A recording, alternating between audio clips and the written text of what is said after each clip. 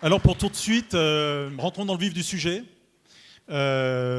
puisque nous allons parler justement, ça a été énoncé fortement par Michael, ça a été repris par Suzanne, c'est évidemment la question européenne, souvent matrice de toutes nos discussions, puisque on sait bien que c'est au niveau européen que se décide ou ne se décide pas des choses absolument essentielles, et que nous, socialistes, qui avons toujours été engagés dans le débat européen aujourd'hui, nous avons des interrogations qui sont fortes. Alors pour discuter de cela avec vous, entre nous et au-delà de nous, je voudrais d'abord saluer dans la salle la présence qui me fait très chaud au cœur parce qu'on se connaît depuis un petit moment.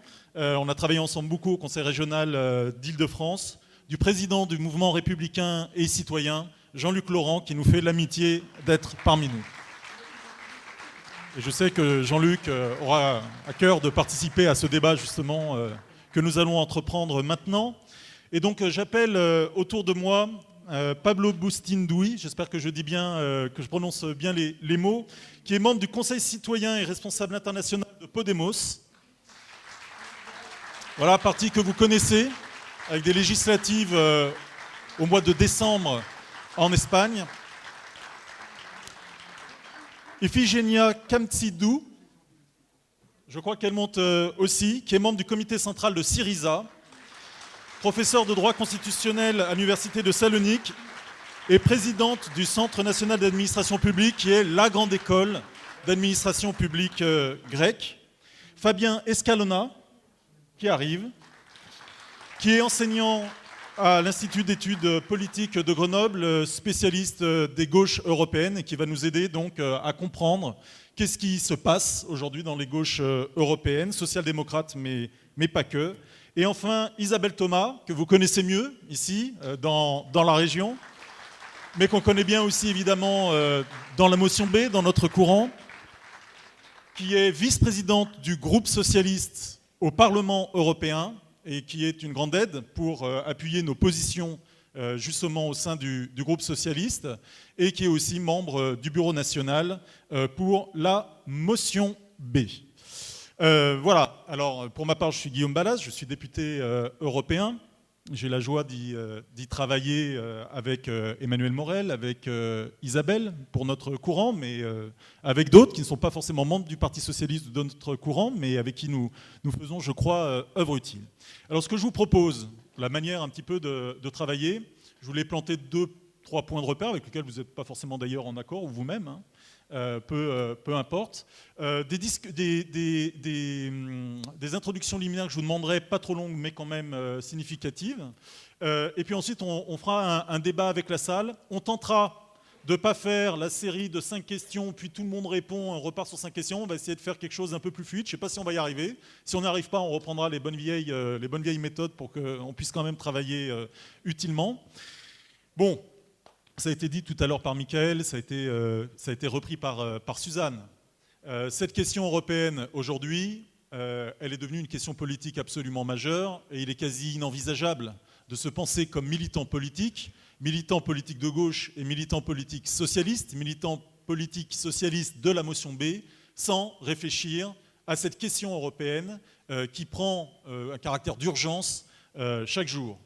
Pro-européens, évidemment, nous le sommes, dans l'idée que le dépassement des nations après la Deuxième Guerre mondiale peut fournir et a fourni un cadre de paix, de prospérité, c'est très bien, mais Michael le disait tout à l'heure, il ne suffit plus de répéter les vieilles prières et les vieux mantras pro-européens pour que l'Europe fasse ce qu'elle doit faire.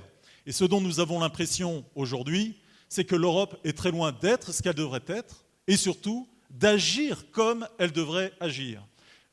Quelques éléments, évidemment, d'actualité nous frappent et nous donne la mesure aujourd'hui de l'incapacité de l'Europe à remplir sa mission historique. On pouvait entendre et lire tout à l'heure, avec tristesse, que plusieurs dizaines de migrants sont morts en Autriche, dans des camions, et que nous savons bien que l'Europe, aujourd'hui, est en totale incapacité de répondre à cette question migratoire due au désordre, aujourd'hui, géopolitique, dans lequel, d'ailleurs, on peut penser que c'est positif ou pas, mais où l'Europe elle-même ou des pays européens ont partie prenante. Et nous voyons bien que cette question de ces nouvelles migrations aujourd'hui eh bien, nous intéresse, nous l'Europe, de plein fouet, qu'il y a des sommets européens, qu'il y a des discussions, des coordinations, des débats au Parlement européen, mais qu'en réalité, l'égoïsme national est là et bien là. D'ailleurs, la France n'en est pas exempt, puisque pour une fois, on pourrait dire que l'Allemagne fait mieux que nous, puisqu'elle va accueillir largement plus de migrants, s'exonérant elle-même d'ailleurs des contraintes européennes. Je parle de l'Allemagne, alors que nous allons rester à un nombre extrêmement bas de 5000, je crois, c'est ce qui a été annoncé. Et nous voyons bien surtout qu'il n'y a aucune politique commune, aucune approche commune, avec des choses quand même qui vont extrêmement loin. La Slovaquie n'accueillera que des migrants chrétiens. Peut-on accepter ça dans la manière dont nous avons voulu, nous, construire une Europe qui est évidemment, au-delà des différences culturelles, laïque, quand même sur le fond? Peut-on accepter que des murs soient érigés, comme notamment, on nous l'indique dans un certain nombre de pays de l'Est aujourd'hui, et que finalement notre politique se résume simplement à jouer la montre pour voir s'accroître le pire, et que des pays européens se retournent vers la Commission européenne, les autres pays, et qu'on leur réponde par rien, le néant, ce qui risque de déséquilibrer profondément les relations entre les peuples et accroître les nationalismes, comme vous le savez. Mais cette question et cette crise migratoire est le reflet de bien d'autres, et notamment au premier chef, le défi économique que l'Europe est incapable de relever depuis 2008, depuis la crise qui a frappé l'ensemble des pays, notamment occidentaux. Eh bien, l'Europe est à la traîne, enfermée dans des dogmes qui sont des dogmes économiques totalement surannés. Nous sommes en incapacité de comprendre qu'il faut investir pour l'avenir, et que donc la dette, l'endettement ne peut pas être le premier souci quand on a le devenir de nos générations futures à assurer. Nous avons cette concurrence entre salariés européens qui démotive aujourd'hui les citoyens à pouvoir penser l'Europe comme étant un projet positif, quand ils pensent, et ils n'ont pas tort, que cette concurrence entre salariés européens amoindrit nos droits, amoindrit nos salaires, amoindrit notre pouvoir dans la société, et pose, on le voit bien, une crise démocratique qui est une crise démocratique majeure. En effet, c'est peut-être là le principal. Nous sommes des démocrates radicaux. Nous pensons que la démocratie politique est la première exigence pour que derrière la démocratie économique, la démocratie sociale puisse devenir des réalités, ou en tout cas rentrer dans la réalité. Et qu'est-ce que nous voyons et qu'est-ce que nous pouvons observer? C'est qu'aujourd'hui, cette démocratie, elle est interdite, j'allais dire, en bas. Et notamment l'exemple grec, bien malheureusement, l'a montré, on y reviendra.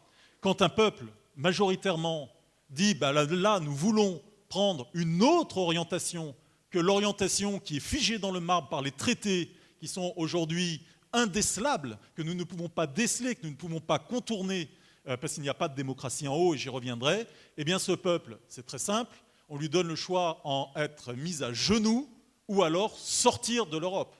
Et on y reviendra, le gouvernement Syriza a été face à cette réalité absolument tragique de devoir choisir d'attendre et de rester dans le contexte européen, ou alors d'aller faire cavalier seul. Mais de la même manière, cette souveraineté démocratique, on le voit bien, en France, elle a bien du mal à s'exercer, puisque à chacun des choix que nous faisons, que ce soit en 2005, quand le peuple a dit non au traité constitutionnel, ou que ce soit au moment de l'élection présidentielle, quand François Hollande a gagné sur le projet de révision du traité européen qu'on appelle le TSCG, on nous a indiqué que des contraintes au-delà de la démocratie, est-ce qu'on se rend compte de ce que ça veut dire? Au-delà de la démocratie s'imposaient, et que même si nous avions voté pour un mandat, ce mandat ne serait jamais appliqué. Comment s'étonner alors, quand cette démocratie en bas ne peut pas agir, ne peut pas subvenir, qu'il y ait des réactions xénophobes, qu'il y ait des réactions nationalistes, et que beaucoup se disent que finalement, l'Europe, il vaut mieux la jeter pour reprendre notre souveraineté démocratique en plein. Nous ne pensons pas cela, mais nous savons bien que si nous ne retrouvons pas aujourd'hui des espaces de démocratie, alors l'Europe est un projet qui sera un projet condamné par les peuples eux-mêmes. Mais on pourrait attendre alors, s'il n'y a pas cette démocratie en bas, qu'il y ait une démocratie en haut, et que par le biais des chefs d'État et de gouvernement, c'est difficile, on le sait, mais alors par le Parlement européen peut-être, ou par d'autres moyens à inventer, dont on parle depuis des années, parce que des parlements de la zone euro, un saut démocratique de la zone euro, une intégration plus grande, je crois que depuis que je fais de la politique, j'ai 43 ans, j'ai commencé à 17 ans, on en parle.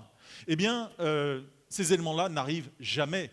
À chaque fois qu'il a fallu approfondir l'Europe, ça a été par le biais de traités qui sont des traités juridiques. Et on voit bien là l'obsession de faire de l'Europe simplement une contrainte qui n'est pas une contrainte débattue, mais une contrainte qui est simplement subie.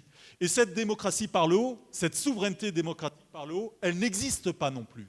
Et nous voyons bien que quand on veut se mettre d'accord, on espère se mettre d'accord pour plus d'harmonisation sociale, pour plus d'harmonisation fiscale, pour débattre réellement, par exemple, du traité transatlantique, de savoir est-ce une bonne chose ou une mauvaise chose, eh bien ces débats, comme le disait un économiste il y a quelques années, est tout simplement interdit. Interdit en haut, interdit en bas.